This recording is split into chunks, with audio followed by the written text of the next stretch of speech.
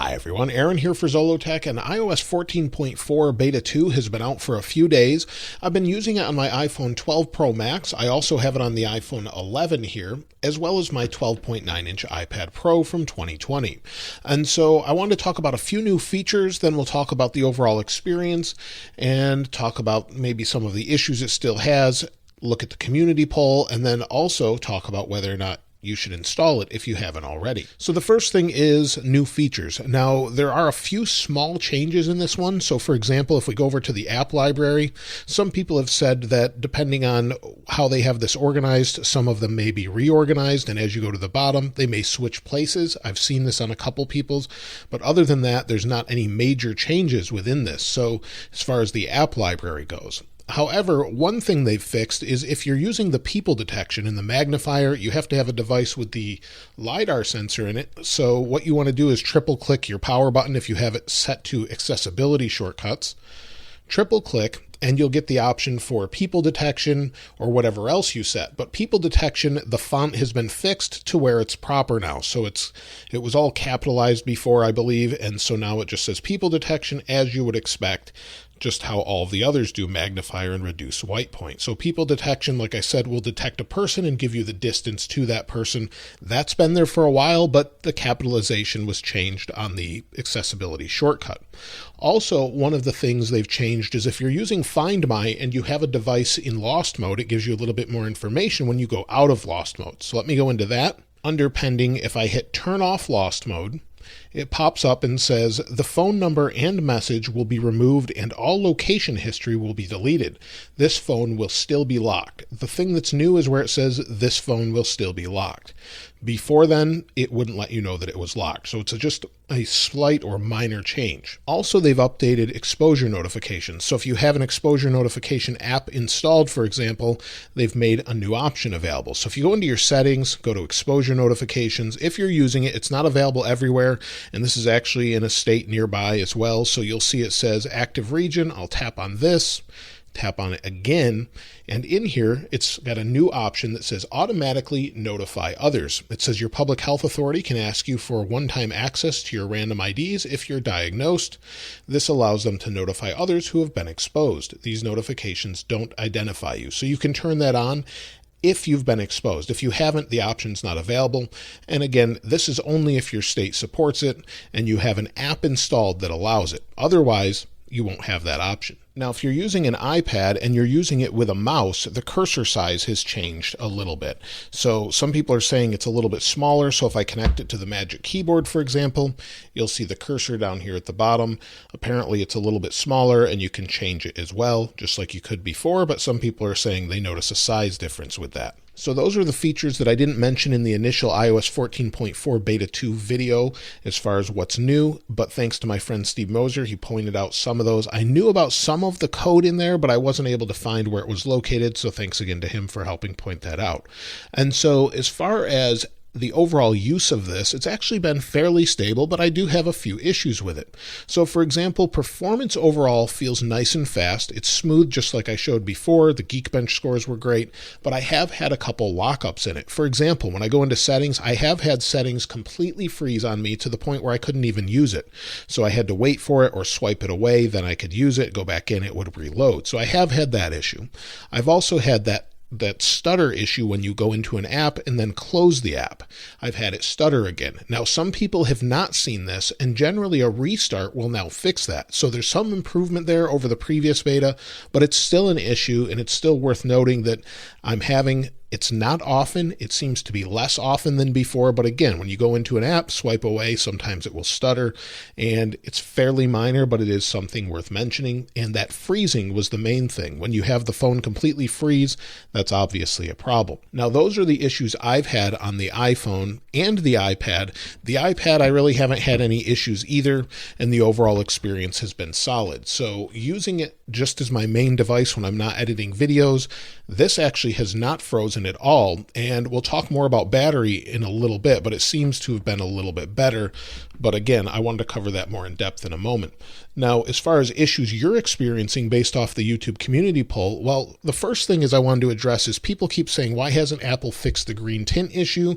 Maybe it's a hardware issue. Well, they've acknowledged it in an internal document, and they're not supposedly replacing phones if they have the green tint. So that lets me know that I think they're going to fix it like they did with the iPhone 11 series phones last year.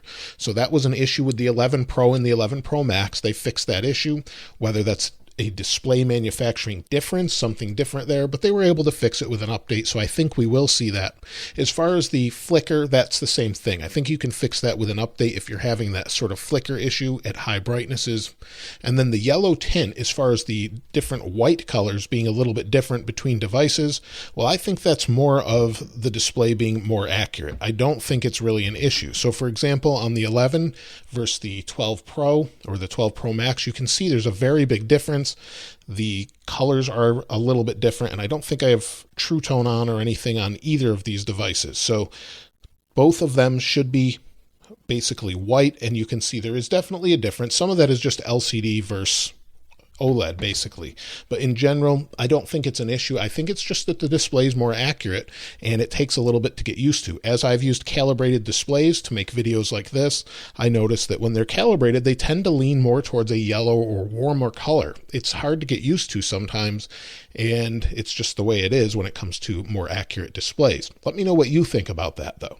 Now, one issue that some people are still seeing is when they're in Safari, for example, they're having data issues with the pages loading slowly. I've seen pages load slowly when you go into Safari. So in Apple, for example, if I go to Learn More here, you'll see it's loading okay now, but sometimes you have to turn off Wi-Fi, turn it back on. I've seen others say they have to reboot. They're having that issue.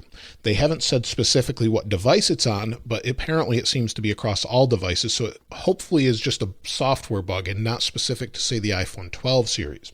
Also, wireless charging issues are apparently still there for some people with the iPhone 12 series. So when they plug it in, it's not charging properly. They were supposedly supposed to fix this with previous updates, and some people are still saying they're seeing it. However, this is a beta, so maybe that has something to do with it.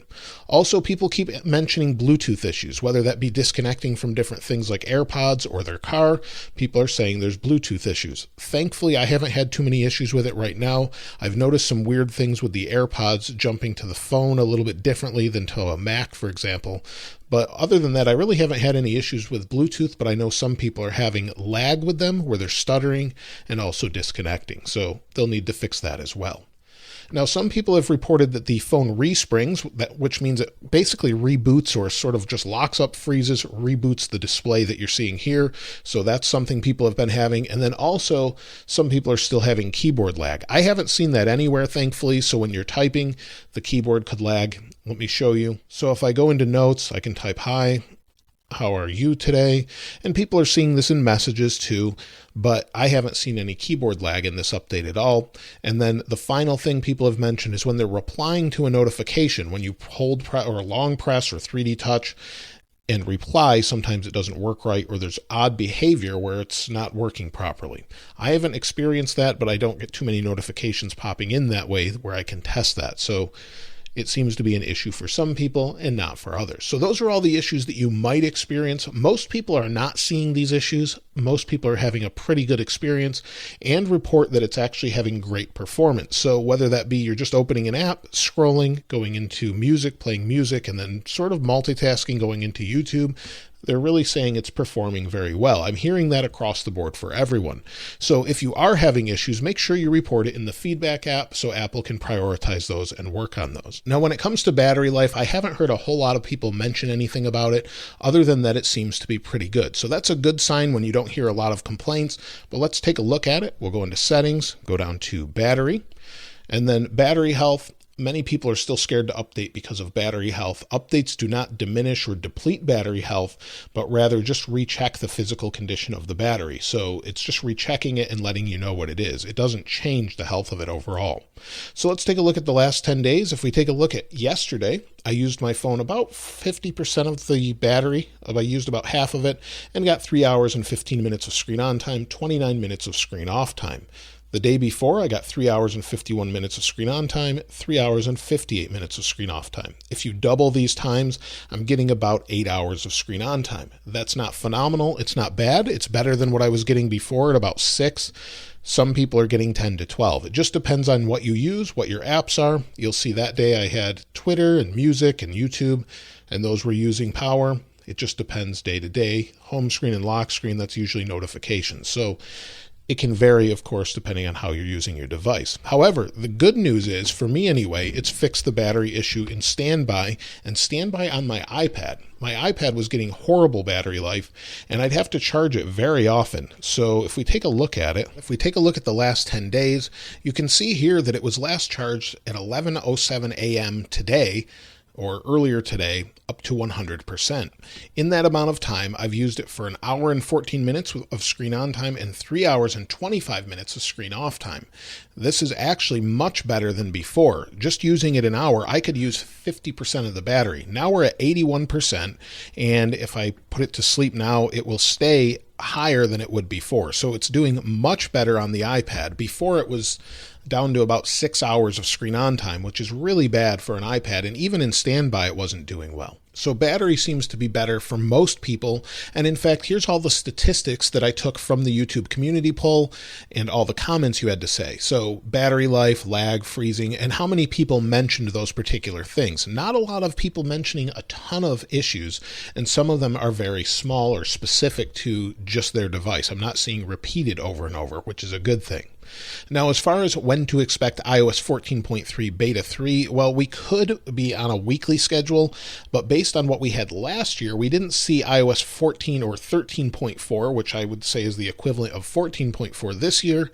We didn't see it until late March. So based off of that and 5 betas later, I would think maybe we're on a bi-weekly schedule at this point, and then maybe we'll switch to a weekly schedule after that. There's never any way to know for sure what Apple's going to do unless they come out and say it, but right now we don't really know. Now, if we take a look at the calendar, you'll see this past week I thought there would be some sort of public release. And the reason I say that is because currently there is no signed version other than iOS 14.3 available to the public. Apple stopped signing iOS 14.2 and 14.2.1, and usually when they do that, within 1 to 2 weeks, they release a public version. So I would expect a public version this coming week. If we don't see one, it'll be very abnormal for Apple, although they have changed up what they're doing lately, but I would expect a minor public version such as 14.3.1 to come out to the public to address maybe that green tint issue and a small bug fix sort of issues or security updates. Otherwise, I'd be very surprised if we don't see anything this coming week. I know some people have said there's no way, but based on what Apple's done in the past after unsigning older versions, it makes sense that they would push something out based on that information. Now, as far as all the devices you're using, before we look at the YouTube community poll, you can see all the devices here. And again, all those issues that you were having seem to be not as great as I would have thought, but let's go ahead and take a look at the YouTube community poll. And we'll refresh. And at the time of this video, there's been 18,000 votes. This is probably the fastest there's been this many votes in this amount of time. It's probably been about 12 hours at this point, 13 hours since I made the poll available, as it says here. So that's pretty good. I really appreciate everyone that voted. And as you can see here, 15% are saying that it's great, 3% are saying it's terrible, 6% are saying okay, but some bugs. 65% of you did not update to the beta, and 11% of you are using Android. So I just threw that in there since there aren't too many versions available right now, and I appreciate everyone that voted. Now there's 162 comments. That's where I got all of the information in this video. So let's go ahead and take a look at some of those. And the first one you can see here said 13 hours ago from SH, don't see the reason to use 14.4 beta, no actual appealing features. Well, if you're not into betas and you don't want to test and try and see what might be new or find bugs in it, then sure, I would skip it. Otherwise, then if you want to try something new, that's why they're there. It's running great on my XS. Happy to see that the frame drops doesn't exist so far for me on the second beta. Keep doing great videos, and thank you. And that's from Asif Sajil, I think is how you say that. Braden Davis said, it's been great for me other than having a few Bluetooth issues on my iPhone 12. Glad to see that the stutter is gone from beta 1. Battery also isn't the greatest. So like I said, some people are going to have good experiences with battery, some aren't.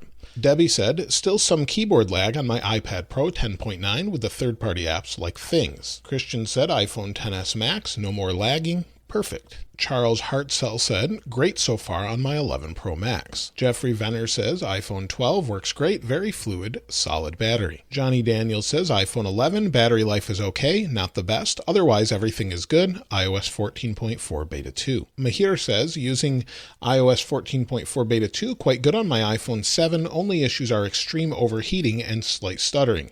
Except for that, everything is okay. We'll take a look at two more. Vasil says, hi Aaron, on my iPhone 12 Pro Max, Beta 2 is much better than Beta 1. No stutter, battery improved, no more battery drain on idle, and good connectivity. Luis says, 14.3 iPhone 7, a lot of battery bugs. 10 minutes ago I had 99%, now I have 86% with 80% battery capacity. I still don't know if I recommended to update to 14.4 Beta 2. And so if you're on Beta 1, I would say absolutely. I'm not sure if you're on 14.3 or not, but if your battery's dropping that quickly, you may want to consider replacing it. And that leads me to whether or not you should install this beta. Well, if you're already a beta tester and you're on iOS 14.4 Beta 1, well then absolutely, definitely update. It'll fix a bunch of bugs, that stutter issue like many have mentioned, and perhaps you'll have better battery life. You may or may not, but it is a beta, so keep that in mind. If you're on 14.3, so iOS 14.3 with basically issues, I wouldn't ever update to a beta to escape issues unless you want to test something specifically. So I would stick to that until there's a final release. But that's really it for this particular update. There's a lot of good things in it. As far as bug fixes, it seems to be much better, more stable for most people, and hopefully it'll improve much by the time it's released to the public. So, of course, once we know about that, I'll let you know, and I'll make a video on that. If you'd like to get your hands on this wallpaper, of course, I'll link it in the description like I normally do. And if you haven't subscribed already, please subscribe. And if you enjoyed the video, please give it a like. As always, thanks for watching.